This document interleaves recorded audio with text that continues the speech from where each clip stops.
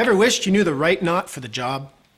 Hi, my name is Scott Baker. One of my favorite things of having crewed on tall ships was learning and teaching the art of tying knots. Knots have evolved over thousands of years, each for its own specific purpose. In this program, I'll show you knots that should serve you as well today as they did aboard ship hundreds of years ago.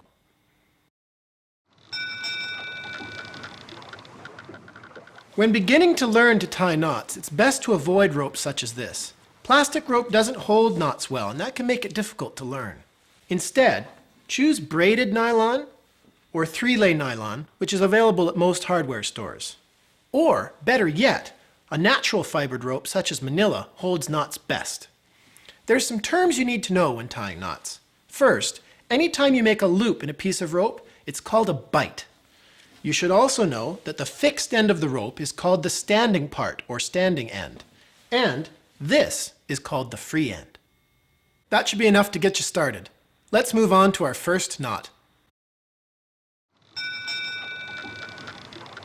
Now we're going to do a reef knot. This is also known as a square knot and is the perfect knot to use for tying together two pieces of rope of the exact same diameter, more preferably the exact same type. You start just as if you were going to tie your shoes, by making a simple cross with the two free ends.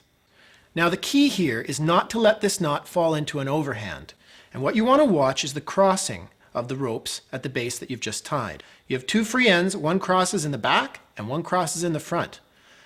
Keep that the same when you go to make your next cross. If you make a mistake at this point and cross them backwards, you'll end up with the very dangerous granny knot or overhand that will easily slip. So, keep your free end that's in the back when you cross it. The same way you would tie your shoes again, and tighten by holding all four ends of the rope. You now have a knot that looks neat and tidy, which is capable of maintaining a good strong pull from both ends without jamming. That's your reef knot.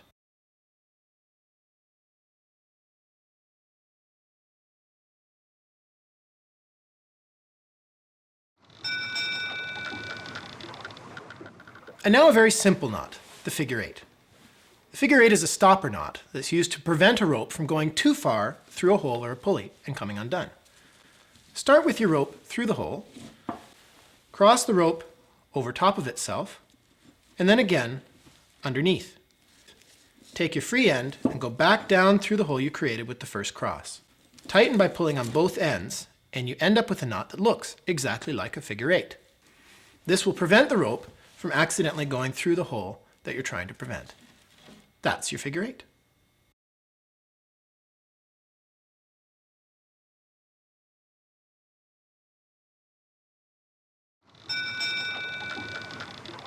A hitch allows you to tie a rope around a solid object, such as a post, or the example log that we've got here.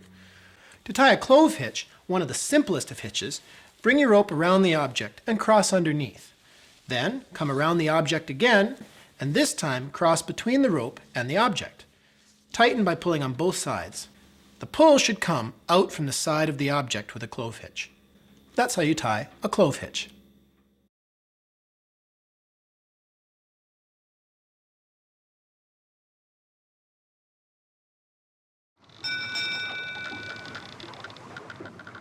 Next we have the sheet bend. This is used to tie together two lines of different sizes. Whereas most knots will slip or jam, this remains strong and will not jam no matter how different in size the two ropes are. It was called the weaver's knot because it was the fastest way for them to tie together broken ropes in their loom, but it works great for many everyday uses. To tie this knot, you start by making a bight in the larger of the two ropes. Then pass the free end of the smaller rope up through the loop, around behind the loop, and then back between itself and the loop again. Pull through some slack and tighten by pulling on the standing part of the smaller line and both ends of the larger line. That is your sheet bend or weaver's knot.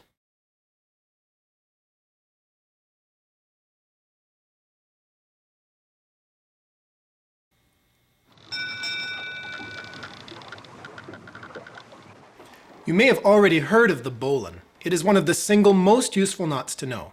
It's simple and it allows you to tie a loop in the end of a line. That loop can then be used at the beginning for many other knots.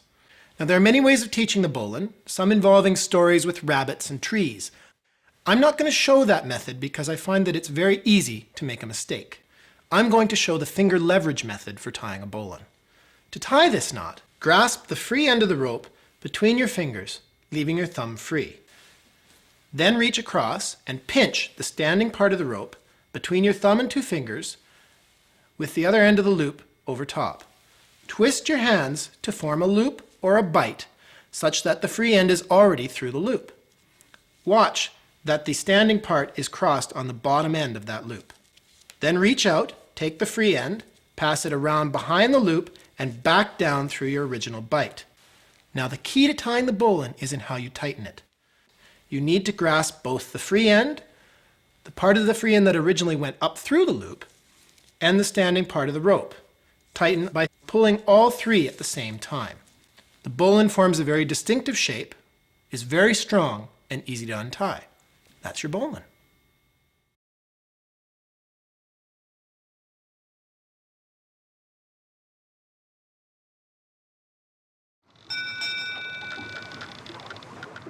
There's a trick to untying a bowline that has been placed under a lot of stress. It's called breaking the back of a bowline. To break the back of a bowline, flip the bowline around so that you see the back side of it. Grasp the loop at the top and pull it towards the standing part. You'll notice this instantly releases the knot and allows it to be easily untied. And that's how you break the back of a bowline. The sail tie is a quick release bundling knot that starts with a rope that already has a loop in the end. In this case, I've used a bowline to make that loop. The sail tie gets its name because it's used when furling sails.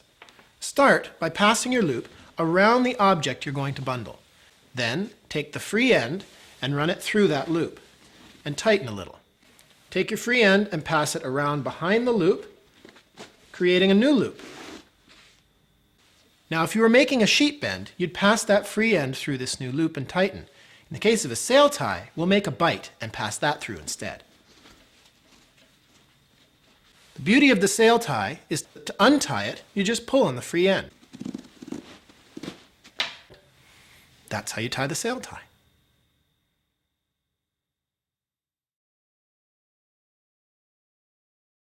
We've covered some great basic knots. I urge you to practice them now with the help of this program and put them to use in your everyday life.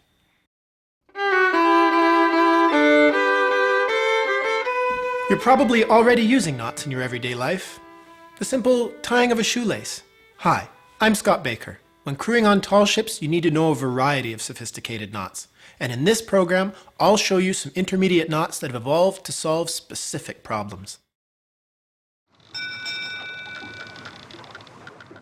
Let's start with some terms and techniques. Anytime you tie a rope to something, it's called making it fast. A technique you'll often use when tying knots is the half hitch, which involves passing the free end up through a bite or loop. Finally, knowing how to tighten a knot is often just as important as knowing its construction.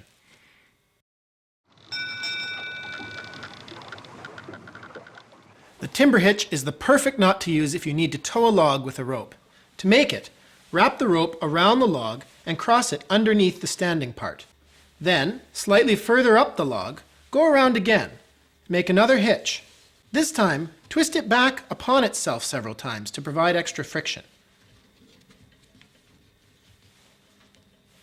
And that's how you make a timber hitch.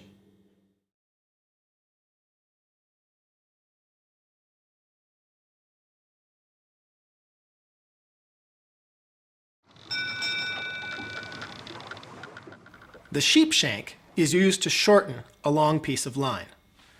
Start by forming a compacted S with as much line as you need to reduce from the overall length. This will give you 2 bites, one at each end of the S.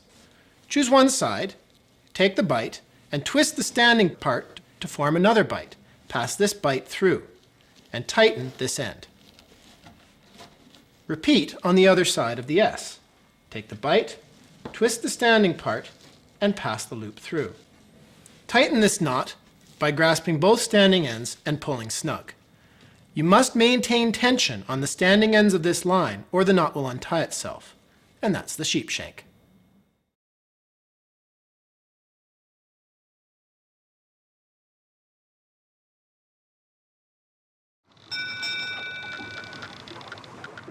The fisherman's bend is perfect for attaching a rope to an eye such as this, to a fish hook for example. Start by taking the free end and going through the eye. Go through again above the standing part. Make a half hitch that goes around both the free end and the loop through the eye. And finally one that goes just around the standing part.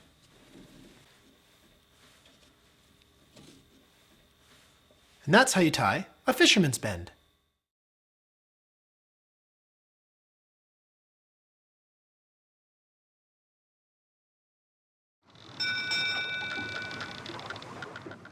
The Blackwall hitch is a simple knot that can hold a heavy load on a hook. To tie it, simply form a bight in your line with the free end crossed underneath the standing part. Then slide the loop over the back of the hook with the cross in the middle. It's important that tension be maintained or this knot will slip. And that's the Blackwall hitch.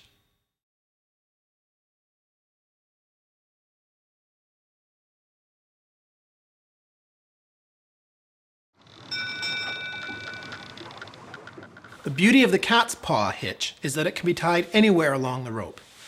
To make this knot, simply twist the rope twice and place the two resulting bights over your hook. And that's the cat's paw.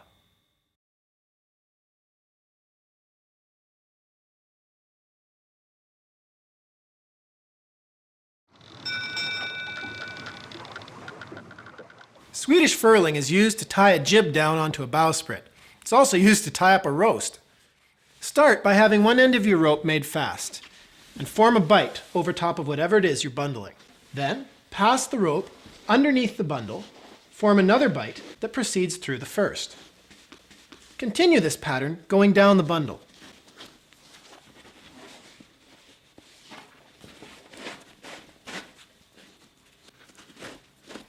To finish the knot, tie a sail tie in the last bight.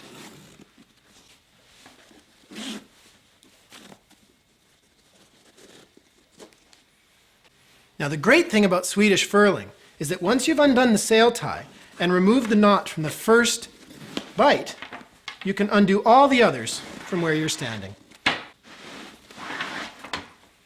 And that was Swedish furling.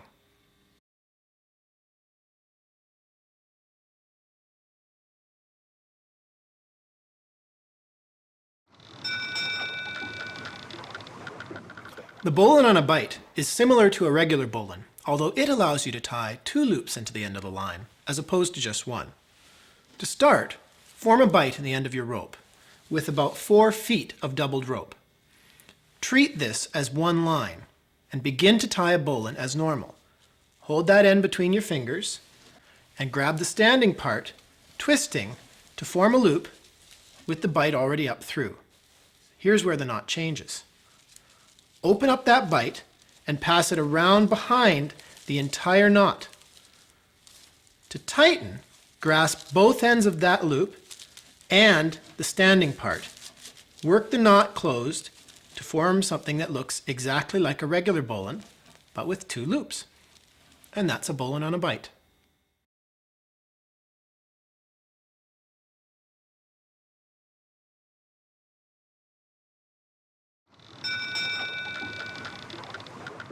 The monkey's fist is a knot that allows you to create a weight at the end of a line, making it easier to toss. It can be tied around a metal ball for additional weight or used as an ornamental knot on a necklace. To tie the monkey's fist, make a coil 3 times around your fingers. Remove the coil, and you're going to coil 3 times around this coil again. Do not cross over top of the coil, but start by coiling underneath. This will keep the knot in the right position for its final shape. Coil 3 more times, and then you will have 2 holes on either side of the coil you've just made. Pass the free end of the rope up and down those 2 holes 3 more times. This creates a knot with 3 interlocking coils.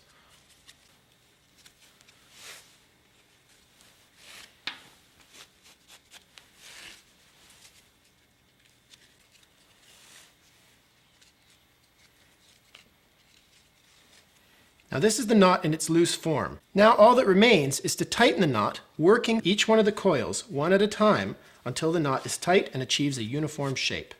A monkey's fist is often used as a heaving line aboard ship. A heaving line is a small line that attaches to one of the large ship's hawsers, making it easier to throw it ashore. In those cases, a metal ball is often woven inside the monkey's fist to provide additional weight for a good toss. And that's how you tie a monkey's fist.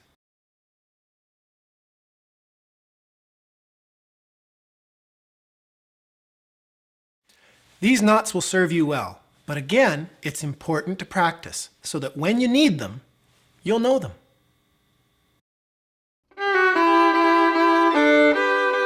For hundreds of years, sailors have used knots aboard ship, but they also use knots to show off their handiwork. I'm going to show you some knots that are both functional and decorative. To enhance your understanding of knots, it's helpful to know a bit about modern rope types. The oldest ropes were made from natural fibers, such as manila or hemp. These are much less slippery than modern synthetics. Polypropylene is twice as strong as these natural fibered ropes, though difficult to work with, but it's ideally suited for heaving lines or deck buckets because it floats. Three-lay nylon is twice as strong again as polypropylene, and much easier to work with, though it's highly elastic. Dacron is much less elastic, but much more expensive. A happy medium is braided nylon, which is difficult to splice, but much less expensive.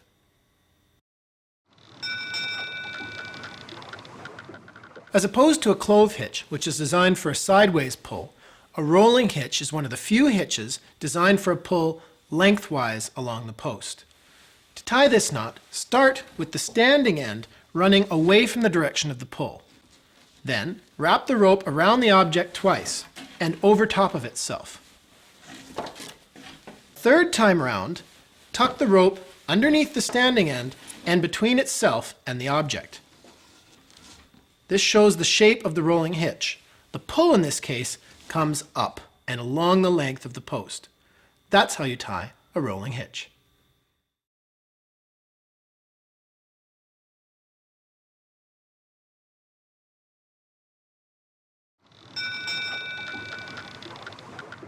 The carrick bend is used to tie together two heavy lines, usually of greater diameter than this, but it'll work for our example. Start by making a crossed bight with one of the two lines. Take the other and lay it diagonally across the bight. Now we begin to tuck under and over and under and over and under again to form the characteristic pretzel shape of the carrick bend. It's important to seize both ends to stop the knot from untying. And you'll notice that there are no sharp bends anywhere in the knot, and this is why it is so ideally suited for a heavy diameter line. And that's how you tie a carrick bend.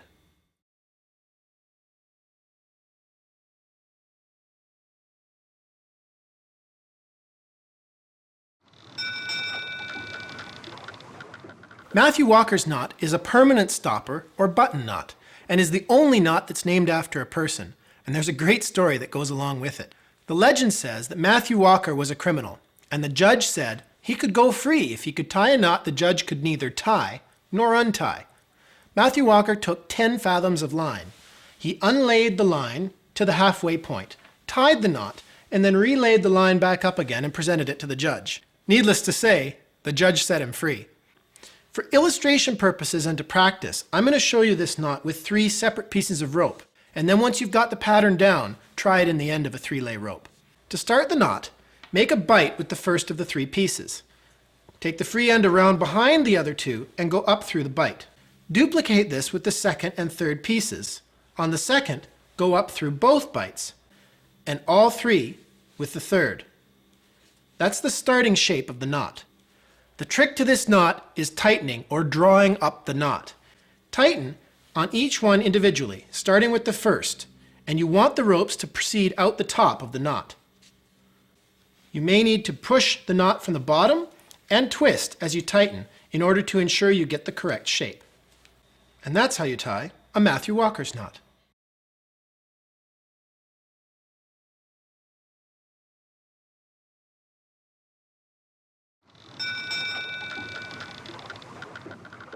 Anyone used to tying knots will recognize this, a marlin spike. It's an ancient tool with many uses. I'm going to show you the marlin spike hitch. which is a way to use the spike to pull on twine with a lot of force in such a way that you don't damage the twine and it's very easy to untie. A simple twist fastens the line around the spike. You can then pull with as much force as you want, and when you're ready to move on, simply remove the spike and the knot comes undone. Now you can practice with a large nail instead of a spike, but you can get a spike at most marine stores. For illustration, I'm going to use a much larger string and a very large marlin spike. Start by crossing the spike over the rope and twisting to form a bite. Using the spike as a lever, bend under the standing part and back through the bite again. You can then pull on your spike with as much force as you want, and when you're ready to untie, simply remove the spike and the knot comes undone. And that's how you tie a marlin spike hitch.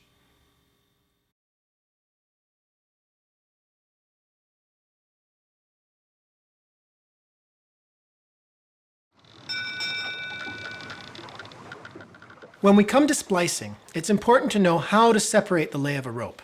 Here's the quick and easy method. Grasp the rope on both sides of the lay where you want to separate it, and twist in opposite directions. This untwists the rope and opens up the lay.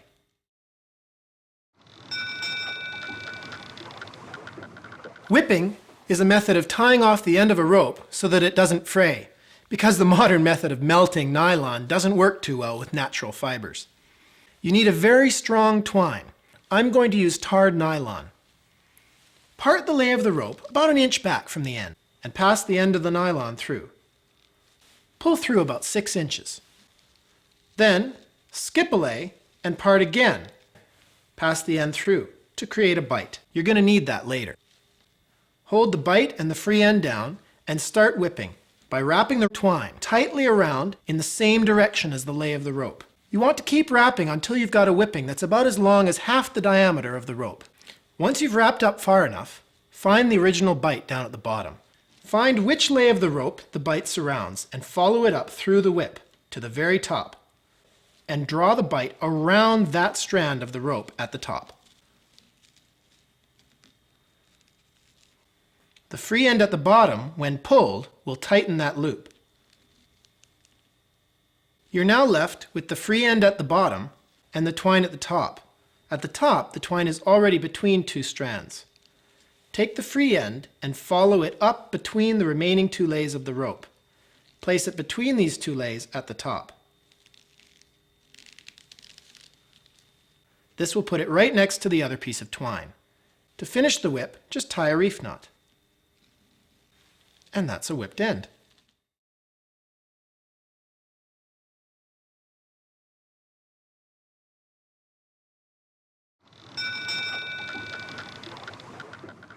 An I-splice is a way to make a permanent loop in the end of a 3-lay rope.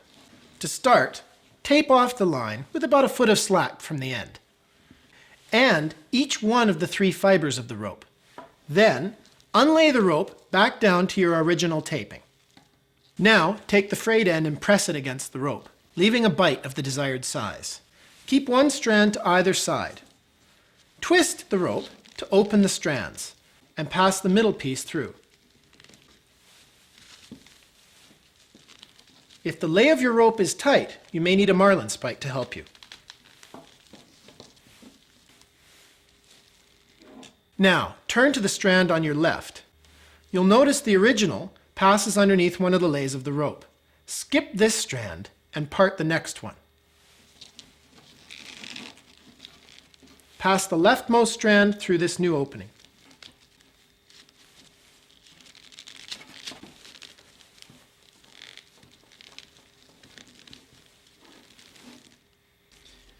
Now turn the entire splice over to the right. You have one strand that has not yet been tucked, and one remaining lay of the rope that doesn't have a strand under it. Be careful, this is where some people will make a mistake. It's very important that you tuck from right to left, which may be opposite to the direction from which you think. Part that part of the lay and pass the rope from right to left.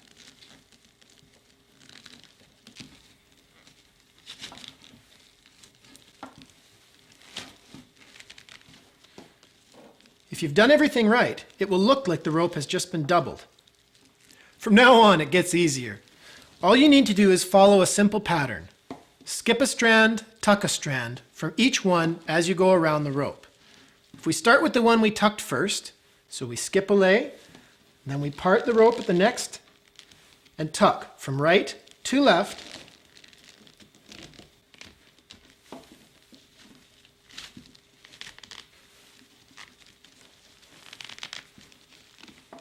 Proceed to the next strand and do the same thing.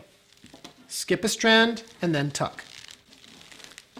And repeat this pattern around the rope for each one of the strands for 4 tucks.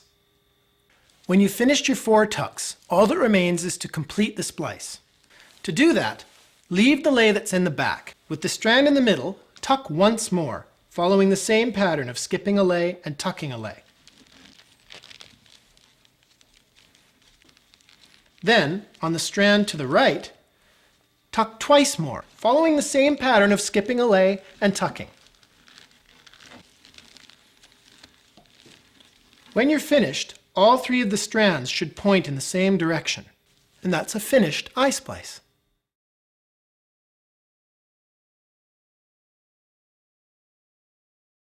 As always, you'll need to practice to perfect your craft, but don't be afraid to experiment. Combine knots, modify knots you already know, and continue to expand your repertoire so that you'll always know the right knot for the job.